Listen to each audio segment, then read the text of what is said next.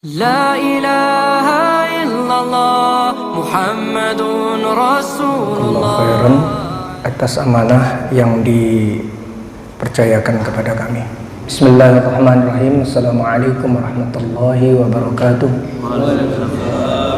Innal hamdalillah nahmaduhu wa nasta'inuhu wa nastaghfiruh wa na'udzu billahi min shururi anfusina wa min sayyiati a'malina. Man yahdihillahu fala mudilla lahu wa man yudlilhu fala hadiyalah. Asyhadu an la ilaha illallah wahdahu la syarika lah wa asyhadu anna Muhammadan abduhu wa rasuluhu. Allahumma salli wa sallim wa barik ala sayyidina wa nabiyyina Muhammadin wa ala alihi wa ashabihi ajmain wa man tabi'ahum bi ihsanin ila yaumiddin wa sallim tasliman katsiran.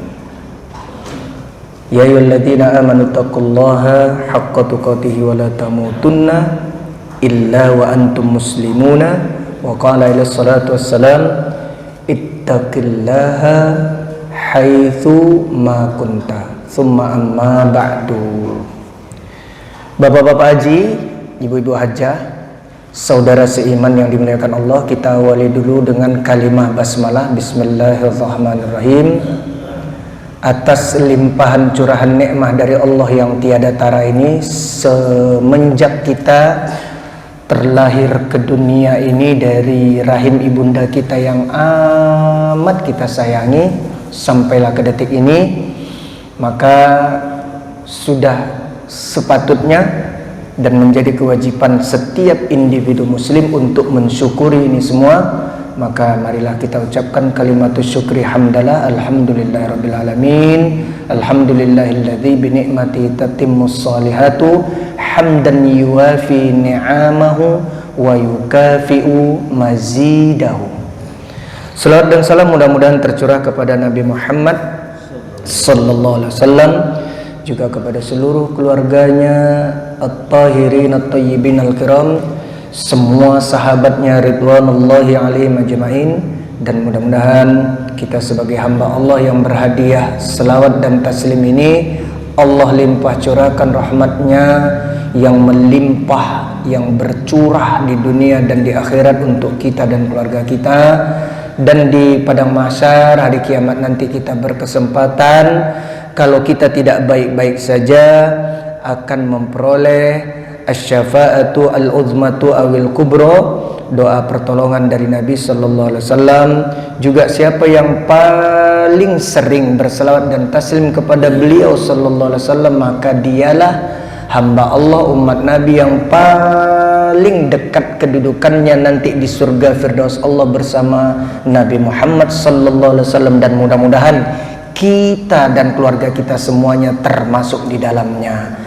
Allahumma amin ya rabbal alamin. Kita lanjutkan kajian kami diamanahkan pekan kedua itu fikih ya. Fikih itu amalan harian lah, kita nyebutnya gitu saja.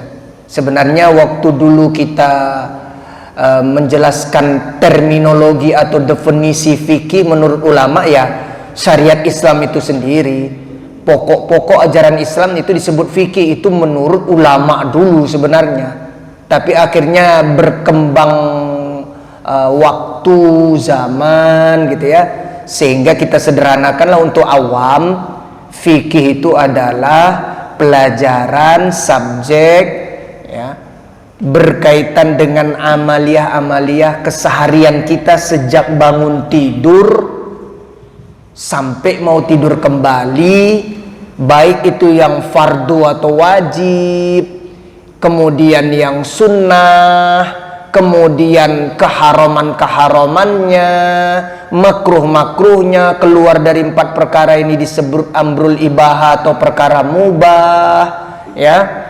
Baik itu ibadahnya mahdoh yang murni Allah syariatkan, maupun yang kemudian adat tradisi kita harian, uruf kebiasaan kita seperti makan, minum, tidur, bekerja, berolahraga, kemudian kita niatkan yang soleh, maka dinilaikan ibadah, namanya ibadah ghairu mahdotin, tidak murni disyariatkan, tapi dinilaikan oleh Allah menjadi ibadah dan mendapat ganjaran, mudah-mudahan ya.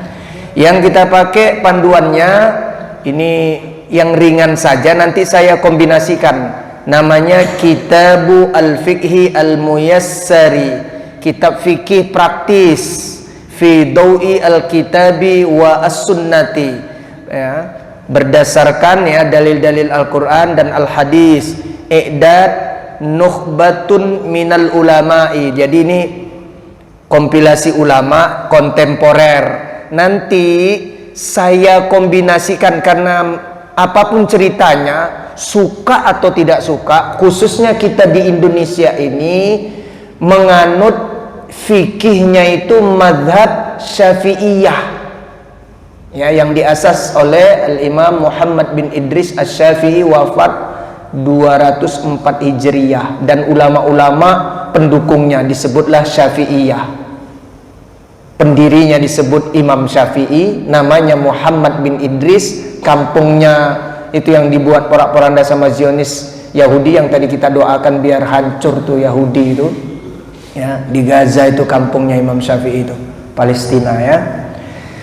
Jadi karena kita di Indonesia ini banyak pakai fikih dan kitab-kitab fikih yang dikaji di pondok pesantren dari mulai Aceh sampai dulu namanya Irian Barat, lama-lama Irian Jaya, lama-lama Papua itu ya.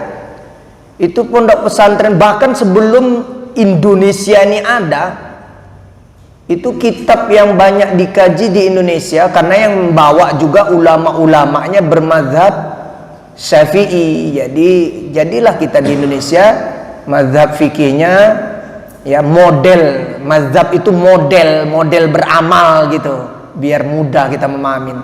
Kalau fikih itu amalia harian gitu ya.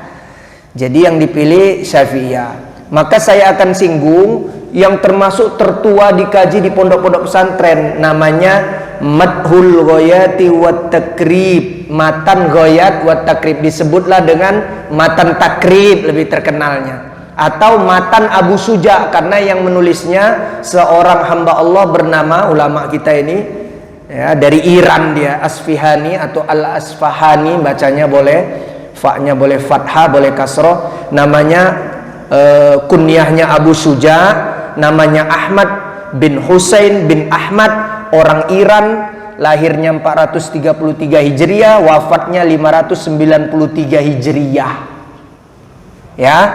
Nah itu nanti kita singgung matan Takrib atau matan Abu Suja ya, kita kombinasikan. Kemudian ini dalil-dalilnya, karena itu matan doang, nggak tahu itu dalilnya dari mana itu matan Abu Suja atau matan Takrib itu. Maka ada seorang ulama kontemporer masih hidup ini, namanya Syekh Profesor Dr. Mustafa Dibulbugho. Maka sama dia dikasihlah landasan-landasan dari matan itu, ayat Qur'annya mana, hadisnya hadis apa, riwayat apa, derajatnya seperti apa gitu ya. Nama kitabnya ya, kitab bisa disebutlah yang mensyarah atau menafsirkan matan Takrib atau matan Abu Suja tadi. Nama kitabnya At-Tadhibu fi Adillati Matnil Ghayati wat Takribi Al-Masyhuru bi Mat'i Abi Suja fi Fiqhi Asy-Syafi'iyah gitu ya. Jadi nama kitabnya At-Tadhib. Nah, ini yang menjelaskan dalil-dalilnya ya. Baik, kita lanjutkan kajian fikih kita. Maudu'u al-fiqhi. Jadi objek pembahasan fikih, objeknya apa? Kan ada subjeknya, ini materinya, terus sasarannya siapa ini yang ngaji fikih ini, gitu ceritanya ya. Maudu'u al-fiqhi af'alul mukallifina minal ibadi ala nahwin amin wa syamilin. Jadi objek pembahasan fikih ya, amalan harian ini adalah segala perbuatan hamba-hamba Allah yang mukallaf. Mukallaf itu dibebanin syariat artinya. Kalau bahasa surah Ar-Rahman, ats-tsaqalan, dua makhluk yang dibebani oleh syariat, yaitu jin dan manusia. Tapi kita di sini bahasnya manusianya ya, karena kita nggak ngaji sama jin. Walaupun berpotensi di sini ada jin muslim yang hadir ikut kajian ini, itu udah biasa itu. Di majelis-majelis taklim kaum muslimin dihadiri oleh jin-jin muslim. Tapi intinya ini hamba Allah yang mukallaf, sudah dibebanin syariat. Kalau nanti laki-laki ditandai dengan haid, mimpi basah. Kalau perempuan dengan haid, itu maksudnya ya. Tapi juga nanti mumayyiz ya, walaupun dia sudah mimpi basah, sudah haid, akalnya ini mumayyiz itu artinya bisa membedakan ini baik dan buruk. Karena ada orang berkebutuhan khusus, dia walaupun secara umur ditinjau dari fikihnya, kemudian bahkan tanda dia balik ya, kan ada akil, ada balik gitu ya. Akil itu mumayyiz, bisa membedakan ini baik, ini buruk, ini halal, ini haram gitu. Nah, kalau balik itu ya tandanya dia tadi mimpi basah dan haid. Cuma karena berkebutuhan khusus, itu bisa-bisa belum disebut mukallaf, dibebanin syariat, harus dituntun terus. Ini ada kan anak-anak yang misalnya Down syndrome, misalnya lagi autis, itu boleh jadi dia juga udah haid, yang perempuan. Yang laki-lakinya dia mimpi basah, tapi dia pun tidak bisa menceritakan keberadaan dirinya. Dia juga tidak mengerti ya secara presisi, secara akurat bagaimana menjalankan syariat Islam. Itu kewajiban orang tuanya membimbing gitu, bukan kewajiban dirinya, karena dia nggak ngerti itu ya. Jadi objeknya adalah semua perbuatan hamba Allah yang mukallaf, baik yang secara umum maupun dan menyeluruh ya. Juga dia mencakup ya, fahuwa yatanawalu alaqatil insani ma'a rabbih. Dia juga mencakup hubungan manusia terhadap Allah Subhanahu wa taala. Kemudian wa ma'a nafsihi, dengan tanggung jawab dirinya sendiri. Wa ma'a ya mujtama'ihi, dengan masyarakat lingkungannya, warganya di mana dia berdomisili dan berada. Domisili itu tempat tinggal. Kalau berada misalnya waktu dia di tempat kerjaan ya hubungannya dengan semua karyawan. Waktu dia dagang ya hubungannya dengan teman-teman para pedagangnya gitu. Itu ada tanggung jawab. Itu yang dibahas ya dalam ilmu fikih. Jadi kita ini nggak sembarangan di mana-mana pun. Tidur aja diatur di kamar mandi loh. Itu persaksian orang musyrik. Ini sebenarnya orang musyrik ini di hadis Sahih Al-Bukhari itu mau merendahkan Nabi Muhammad SAW bersama ajaran Islam serta para pengikutnya, para sahabat itu. Jadi ngomonglah sekumpulan orang musyrik sama sahabat, kalian pengikut Muhammad ya, yang urusan cebok pun diurusin banget. Apa pedulinya sih, kata orang musyrik. Lah, sebenarnya orang musyrik itu meninggikan ajaran Islam. Dia sampai menjelaskan begitulah paripurna, sempurna, lengkapnya, tingginya ajaran Islam, sampai urusan istinja cebok pun diurusin gitu. Dia mau menghinakan, tapi justru ya dia tidak sadar dia meninggikan ajaran Islam. Ngomong gitu orang musyrik itu. Kalian ini apa-apaan sih? Mau-mauan ikut Muhammad itu, orang gendeng itu, sampai urusan cebok diurusin, apa pedulinya? Persetan itu semua. Orang mau cebok aja, terserah lah, mau kayak gimana kayak cebok, kata orang musyrik itu. Ternyata para ulama menjadikan juga omongan orang musyrik itu. Orang musyrik itu sampai tahu segitunya urusan cebok pun diurusin dalam Islam ini gitu. Jadi kita nggak sembarangan ini istinja, posisi lagi buang air besar, buang air kecil. Nanti kalau di dalam mazhab Syafi'i itu ya termasuk buruk kalau buang air kecil itu berdiri. Ini terutama laki-laki ini. Apalagi itu saudara-saudara kita, maaf, bukan profesinya yang saya singgung, ojol, sopir-sopir, ya, angkot, itu di pinggir jalan ditembaknya ban mobilnya itu, pus, gitu kan? Kalau enggak dia nepi, ada pohon ditembaknya pohon itu, rupanya sarangnya jin pula, bengkak punya dia, marah jinnya, lubang jin dikencingin. Kan di hadis sahih kita tahu, hati-hati dengan lobang-lobang, kata Nabi, jangan dikencingin. Bisa jadi ada saudaramu muslim di situ, atau jin kafir, atau hewan-hewan berbahaya, ular, kalajengking. Gara-gara dikencingin panas dia keluar, dipatoknya lah, ketemulah ular, ketemu ular, tinggal kuat-kuatan ular siapa yang hebat. Baru tahu. Begitu ya. Jadi kita diurusin nih semuanya. Kemudian wa yatanawalul ahkami al-amaliyati. Fikih juga mencakup hukum-hukum amaliyah. Kalau dibilang amaliyah itu amal taat, artinya ibadah yang mahdoh, yang dimurnikan syariatnya oleh Allah, yang turun wahyunya dan sudah sempurna keteladanan Nabi sallallahu alaihi wasallam. Wa ma yasduru 'anil mukallafi min aqwalin wa af'alin wa uqudin wa tasarrufatin wa tasarrufatin.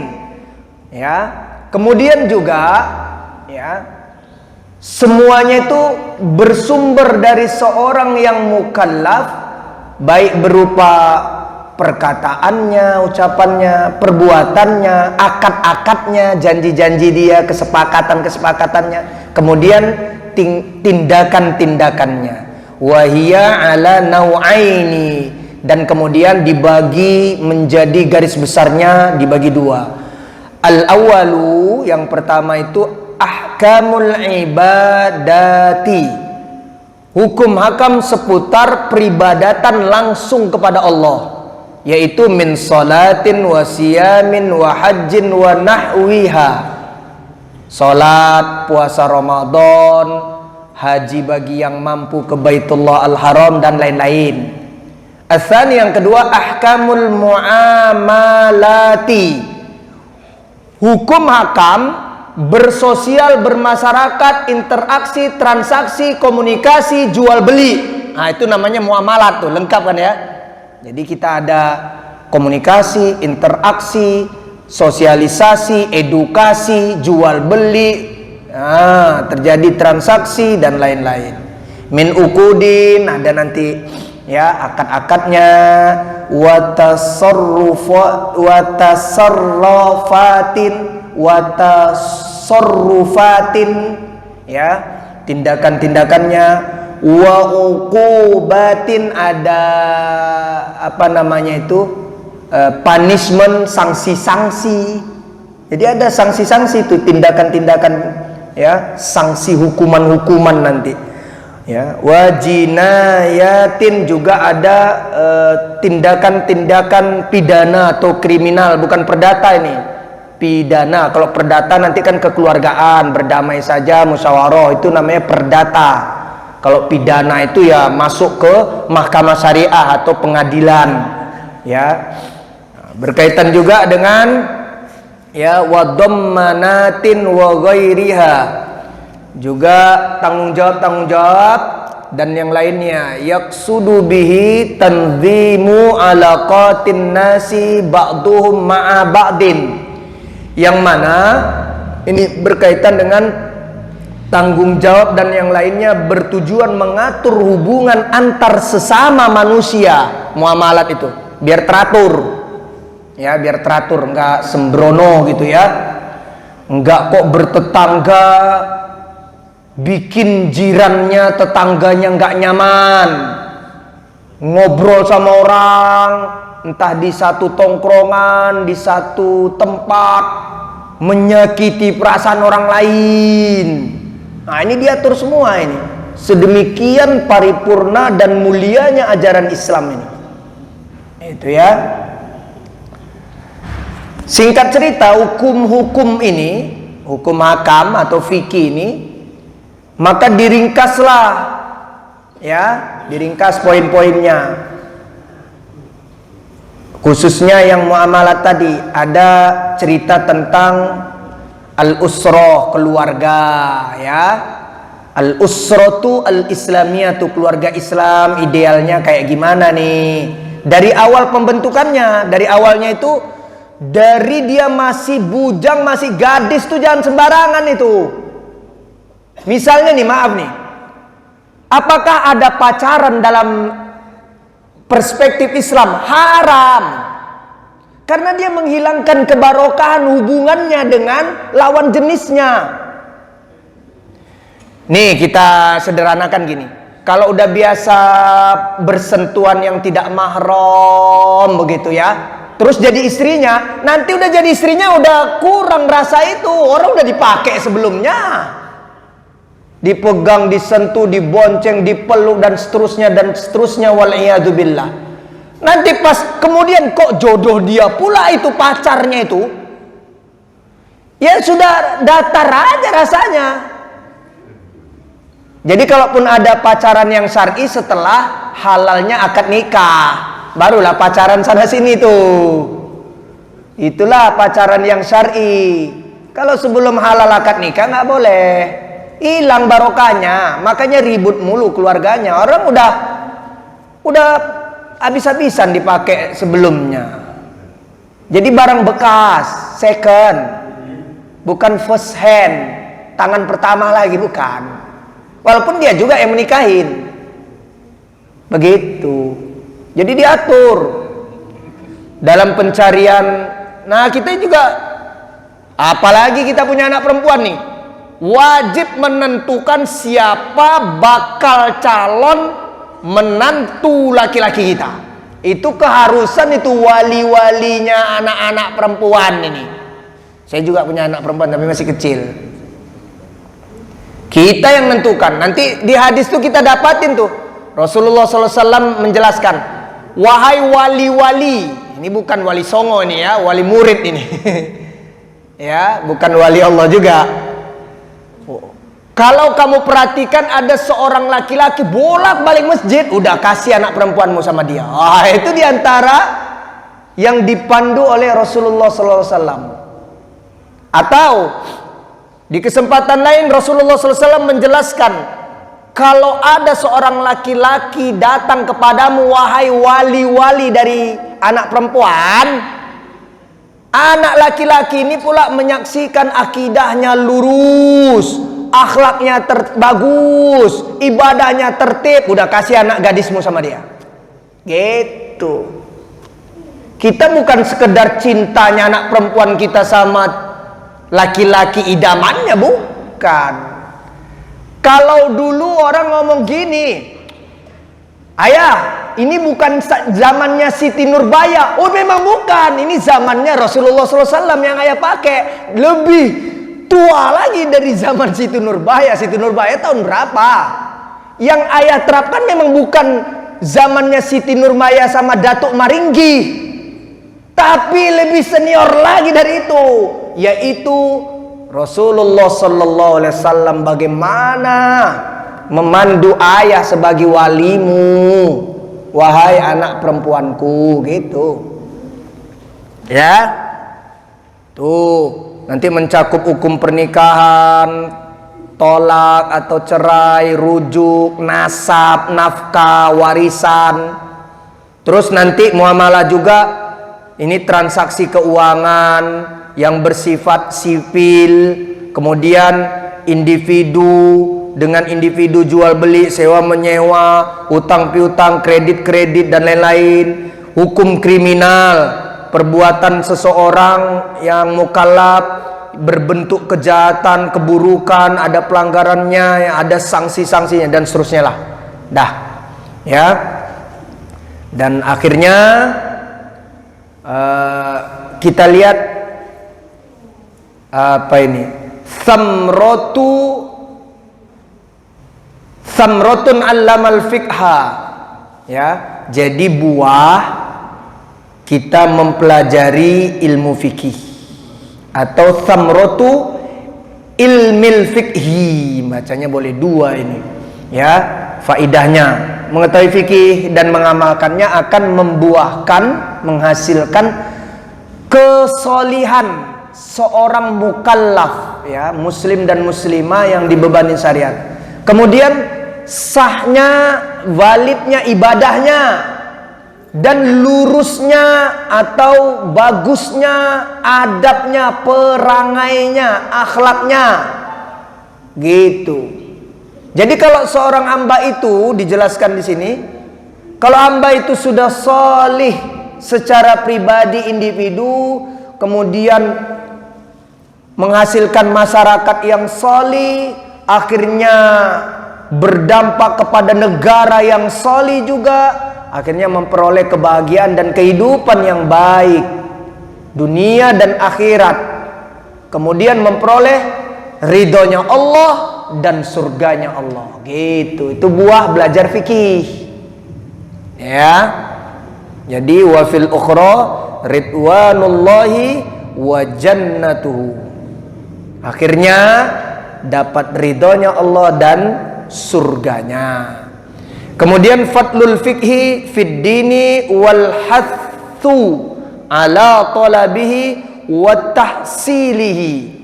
Keutamaan supaya kita faham, memahami agama ini secara utuh. Jangan mulung sana sini, nyuplik sana sini, kayak puzzle yang gak utuh itu, belepotan, berantakan, ya. Dan anjuran, motivasi untuk mencari ilmu agama, ya, mendalaminya, memperolehnya.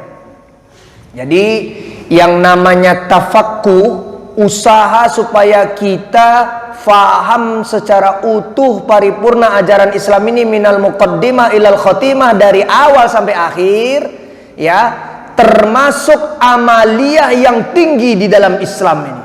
Dan karakteristik seorang muslim yang baik itu, indikasinya begitu. Kalau dia rajin duduk di majelis-majelis ilmu, senang belajar agama, tekun, giat. Teladan kita sudah ada, para sahabat itu sangat semangat mereka mencari ilmu kepada Rasulullah SAW. Dan dalilnya banyak sekali nih, ya. Di sini dibawakan dalilnya surat At-Taubah nomor surat 9 ayat 122. Kita bacakan aja artinya. Tidak sepatutnya orang-orang mukmin itu semuanya turun ke medan perang, angkat senjata ketika diserukan oleh penguasa untuk berperang. Enggak juga semuanya harus turun. Hendaklah, kata Allah, ya, ada sebagian golongan dari mereka memperdalam ilmu agama. Nanti dia kembali kepada masyarakatnya, warganya, ke kampungnya, ke negerinya, memberi peringatan-peringatan, penjelasan-penjelasan, mengedukasi masyarakatnya. Apabila mereka nanti, ya, sudah selesai dalam proses belajarnya, agar masyarakatnya itu jadi waspada, ya, la'allahum yahdharun, waspada, peduli terhadap ajaran Islam ini, ya, waspada terhadap hukum-hukum Allah. Kalau di hadisnya riwayat Al-Bukhari dan Muslim, man yuridillahu khairan yufaqihu fid dini. Kalau Allah menghendaki kebaikan yang sempurna diberikan kepada hambanya, maka di antara indikasi besarnya Allah beri dia faham agama secara utuh. Tapi Nabi bilang gini, supaya tafaqquh itu, faqih atau faham itu, innamal ilmu bitta'allumi, ilmu itu harus dipelajari, wa innamal fiqhu bittafaqquhi, supaya kita faham, supaya ada proses berusaha memahamkan diri duduk di majelis-majelis ilmu. Itu ceritanya, ya. Sudah, itu muqaddimahnya. Sekarang kita masuklah ke pelajaran pertama. Seperti biasa, kebiasaan kita fikih, yang dibahas pertama adalah at-taharatu, bersuci. Toharoh itu suci secara fisik. Walaupun kadang-kadang baik Al-Quran maupun hadis juga kadang-kadang mensucikan kolbu, hati, jiwa pakai lafalnya toharoh. Tapi lebih sering kalau kolbu, hati, jiwa itu tazkiyah lafalnya di Quran dan di hadis. Kalau toharoh itu berdasarkan firman Allah surat Al-Muddathir, wa thiyabaka fatohir, dan pakaianmu sucikanlah, bersihkanlah. Itu berkaitan dengan sesuatu yang tampak, yang zohir, yang konkret. Kalau tazkiyah itu mensucikan tapi sesuatu yang tidak tampak, yang abstrak, yang batin, yang kolbu, jiwa. Gitu penggunaannya kata para ulama, ya. Awalan, ya ini yang pertama ini, Kitabut Thaharati, pembahasan masalah bersuci. Wa yastamilu ala asyarati abwabin, nanti akan dibahas, ya, ada 10 bab-bab, ya. Al-babu al-awwalu, bab yang pertama, fi ahkami at-taharati wa al-miyahi wa fihi iddatu masailah. Jadi ini yang pertama membahas definisi, ya. Nanti definisi, nanti ini seputar hukum akan bersuci, air, dan permasalahannya. Al-mas'alatu al-ula, subbabnya, ya. Jadi ini bagian yang pertamanya, fi at-ta'rifi bi at-taharati, definisi atau penjelasan tentang apa itu toharoh, ya. Wa bayani ahammiyatiha, dan penjelasan tentang urgensinya, pentingnya bersuci itu. Wa aqsamiha, dan macam-macamnya, pembagiannya itu, ya. Satu, ahammiyatu at-taharati wa aqsamuha, pentingnya atau urgensinya bersuci dan pembagiannya. At-taharatu hiya miftahus sholati. Jadi bersuci itu merupakan kuncinya, ini lebih spesifik dijelaskan di sini, untuk melaksanakan sholat yang wajib maupun yang sunnah sholatnya itu. Pokoknya judulnya sholat. Wa akidu syurutiha, kemudian syaratnya yang paling ditekankan. Wasyurtu la budda an yataqaddama 'alal masyruti, dan syarat itu harus didahului oleh perkara yang disyaratkan, gitu, ya. Kemudian wa at-taharatu 'ala qismaini, bersuci dibagi dua. Al-qismu al-awwalu, yang pertama, toharatun maknawiyatun. Nih ya, kita supaya paham. Jadi bersuci itu dibagi dua. Ada bersuci secara substansi, secara esensi, secara maknawi, secara fundamental. Ini yang penting ini. Wahya, yaitu toharatul qalbi minasyirki wal ma'asi wa kullu ma rana alaihi, mensucikan jiwa kita, hati kita dari kesyirikan, kekufuran, kemaksiatan, kefasikan, dan segala yang mengotori hati kita. Itulah hakikat yang dikehendaki Allah, yang dibilang bersuci yang pertama itu, ya. Jadi jangan sampai hati ini dikotori, ya, terkontaminasi. Misalnya beribadah riya, pamer supaya dilihat orang, sum'ah, pamer supaya didengar orang, ujub, membanggakan amal. Nah, itu penyakit-penyakit hati yang harus disucikan, dibersihkan itu. Itu yang pertama malah dituntut dalam bersuci menurut Islam. Begitu, ya. Selanjutnya, wahia ahamun min taharatil badani, dan ini jauh lebih penting. Walaupun penampilan kita, pakaian kita bagus, berdandan berhiasan untuk Allah, ya, badan kita dirawat sampai pergi ke perawatan-perawatan, treatment-treatment di salon-salon, pedicure, manicure, ya, kuku tangan, kuku kaki, gigi semua, telinga-telinga dikorek-korek di barbershop, di salon-salon. Tapi ternyata hati kita kotor, hasad, ya, meriang kalau melihat orang dapat nikmat, gak seneng kalau orang dapat kebahagiaan, malah riang gembira kalau orang sengsara. Nah, ini bahaya ini. Gak penting penampilan kita keren, tapi hati kita kotor, gitu maksudnya. Ya.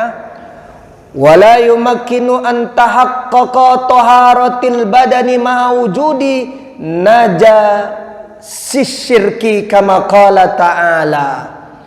Ya. Jadi kesucian badan itu tidak mungkin dapat diwujudkan dengan adanya najis syirik. Syirik ini yang contoh kotoran yang menempel di kolbu hati kita, jiwa kita. Sebagaimana Allah Subhanahu wa taala berfirman dalam surat At-Taubah nomor surat 9 ayat 28. Innama al-musyrikuna najasun. Orang musyrik, orang yang menyembah selain Allah, secara maknawi, secara substansi, secara esensi, secara fundamental, secara mendasar, mereka itu najis berat. Walaupun orang-orang di luar Islam itu keren-keren, bahkan kita kucel, kumal orang Islam ini, pakaiannya punya peci warna putih, udah berubah menjadi kuning, sorban, gamis putih, malah udah menjadi abu-abu, abu-abu gelap, abu-abu terang, kuning. Sementara lihat orang-orang di luar sana yang tidak Islam itu, ya apapun agama dia, keren-keren tuh. Apalagi minggu gini mau pergi ke tempat ibadahnya itu, wah wangi. Kita sholat subuh nggak sikat gigi, amin, bau tetangganya kiri kanan. Padahal yang pertama kali Nabi lakukan ketika bangun tidur termasuk sunnahnya adalah siwak. Ini ada yang ke masjid sholat subuh, ya sekedar dia wudhu, nggak disikat, ya walaupun nggak pakai odol, sikatlah itu lidahnya, bau itu, bau bangkai naga. Amin dia, kiri kanannya, waduh nggak kuat, naga aja bau, apalagi bangkainya ya. Itu hewan mitos itu, naga itu, ada entah enggak itu, ya itu. Tapi mereka karena menyekutukan Allah, wah itu lebih najis daripada sekedar kotornya badan, pakaian, gitu kata Allah. Tapi orang Islam juga tadi firman Allah dalam surat Al-Muddatsir, ini awal-awal firman Allah juga ini, setelah Al-Muzammil, setelah Al-Alaq, ya. Wa thiyabaka fatahhir. Jadi yang namanya pakaianmu, badanmu juga yang bersihlah, yang rapilah. Orang Islam itu ganteng, manis, ayu, rapi, disetrika, nggak lecek, ya, jernih, bening gitu loh penampilannya. Itu juga diperhatikan sekali. Jangan sampai orang Islam identik kotor, dekil, kunyel, apalah gitu ya. Padahal Allah udah sucikan hati kita tidak najis secara syirik, gitu loh. Al-qismu ats-tsani. Yang kedua, ya, pembagian bersuci tadi, at-taharatu al-hissiyatu. Ya, bersuci secara indrawi. Indrawi itu yang bisa diraba, diperhatikan, didengar secara indera. Ya, wa sayati tafsilul qawli fiha fi, ya, al-asratit taliyati. Nanti inilah yang akan dibahas. Ya, jadi yang akan dibahas ini bukan kitab akidah. Kalau yang tadi pertama itu pembahasan akidah, pembahasan iman, pembahasan tauhid. Karena ini pembahasan tentang amalia harian, maka toharoh yang kedua inilah yang akan nanti dijelaskan. Gitu maksudnya kata kitab ini. Wallahu a'lam bissawab. Mungkin ada yang mau nanya. Kalau enggak, nanti aja sambil ramatama itu. Udah menggiurkan itu juadah hidangannya itu ya. Apa sarapan kita pagi ini ya? Nasi uduk apa nasi tayamum atau nasi junub? Silakan.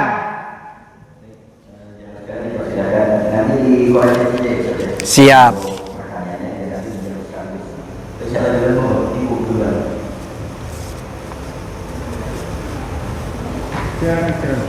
Silakan.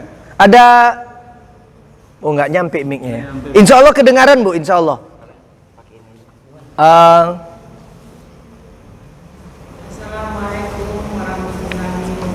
Waalaikumsalam warahmatullahi wabarakatuh.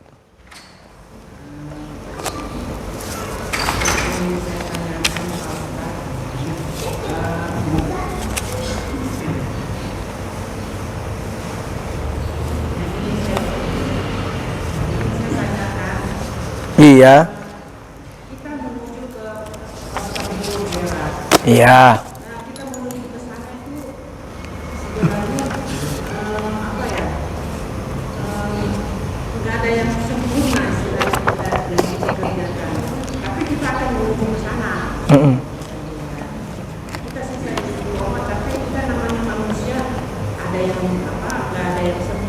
Siap. Gimana cara itu supaya kita benar-benar itu kesempurnaan itu ada.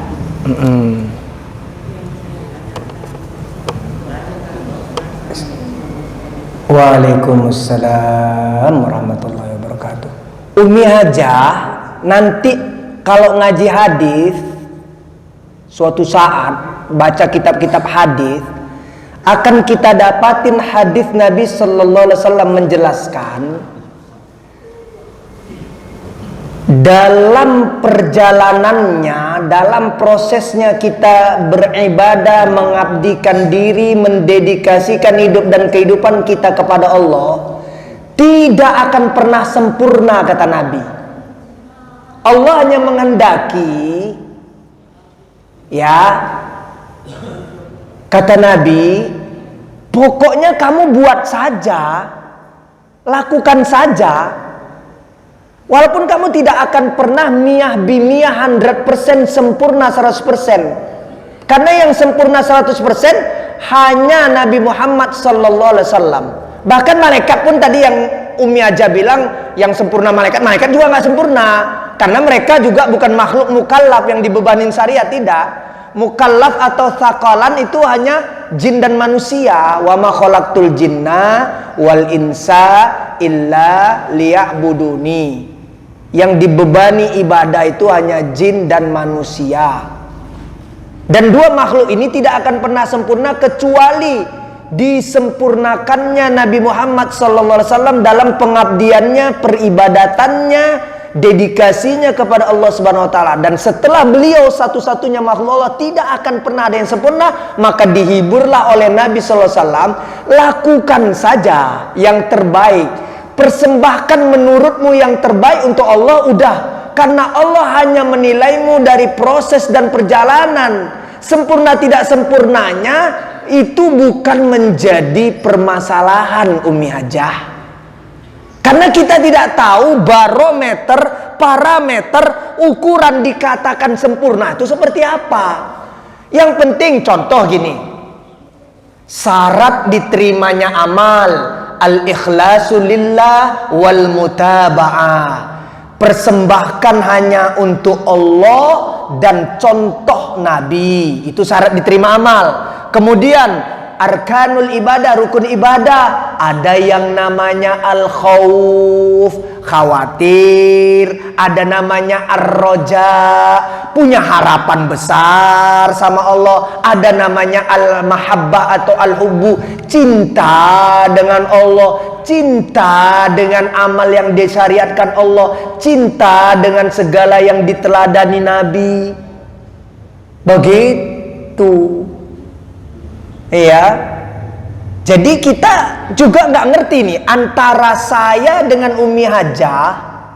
Saya nggak tahu itu. Saya yang mengkaji kitab-kitab ini dari dulu tahun 80 ibtidaiyah di Medan dan seterusnya sampai S2-nya di Malaysia. Saya nggak ngerti ukuran kesempurnaan kita beribadah kepada Allah itu seperti apa. Tapi Nabi sudah memberikan panduan.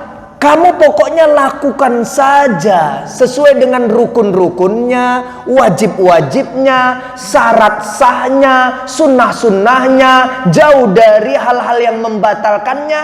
Adapun bicara sempurna tidak sempurna, kamu tidak akan pernah sempurna semua itu, kata Nabi Sallallahu Alaihi Wasallam. Jadi pokoknya ya kerja. Udah mau selesai kerjanya ya? Iya, udah mau selesai. Mau diganti nanti berikutnya ya, yang terpilih gitu. Jadi gitu ya Umi aja ya. Nah, Nabi sudah menghibur kita itu. Kalau nyari sempurna, apakah misalnya takbir yang sempurna, yang paling lama dan paling fasih ucapannya Allahu Akbar, sempurna? Enggak. Terus yang orang Allahu Akbar, wah batal, enggak bisa begitu. Pokoknya memenuhi rukun, wajib, syarat sah diterima, sunnah-sunnahnya, tidak melanggar membatalkannya, udah. Begitu juga akhirnya dijelaskan oleh ulama, yang namanya ikhlas karena Allah itu gimana sih? Udah, ulama bilang gini, untuk awam yang namanya al-ikhlasu lillah, murni dipersembahkan untuk Allah, lakukan saja amal itu sebisanya. Itu pada akhirnya nanti Allah akan memperbaiki keikhlasannya. Udah gitu aja buat awam. Bingung juga kita nih ngukur ikhlas ini. Seperti apa sebenarnya kemurnian persembahan kita sama Allah? Bingung.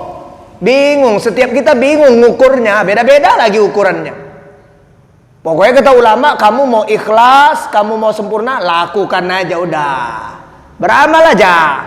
Nanti berjalan itu yang namanya kesempurnaan, berjalan yang namanya keikhlasan. Gitu ya Umi aja ya. Wallahu a'lam bishawab. Ya. Yang sempurna itu kalau seandainya kita ini habis ini amalan sholat subuh menunggu sampai isya, sempurna 3 kali saja. Oh, itu tamatan riwayat At-Tirmidzi dan Al-Hakim. Siapa yang sholat subuh berjamaah, kalau laki-laki, perempuan tidak harus berjamaah. Selesai itu zikir, selesai sholat subuh dan menunggu tulu atau syuruk, kemudian dia tidak berbicara atau berbuat yang tidak penting, kata Nabi ya, melainkan ya kayak gini, ada kajian atau dia baca apalah. Ibnu Taimiyah itu baca Al-Fatihah terus menghadap ke timur sana gitu kan. Ketika kemudian masuklah syuruk atau tulu, sholat sunnah 2 rakaat namanya sholat sunnah isyraq, waktunya namanya syuruk, maka dia dapat pahala haji dan umroh, kata Nabi. Tamatan, sempurna rukun-rukunnya, sempurna syarat sah wajib-wajibnya, sempurna sunnah-sunnahnya. Itulah. Ya, Allah alam. Silakan.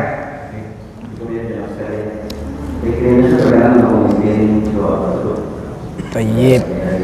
Sebelumnya kami sampaikan terima kasih kepada jemaah pada sebagian ini. Kita tutup dengan Jazakumullah khairan.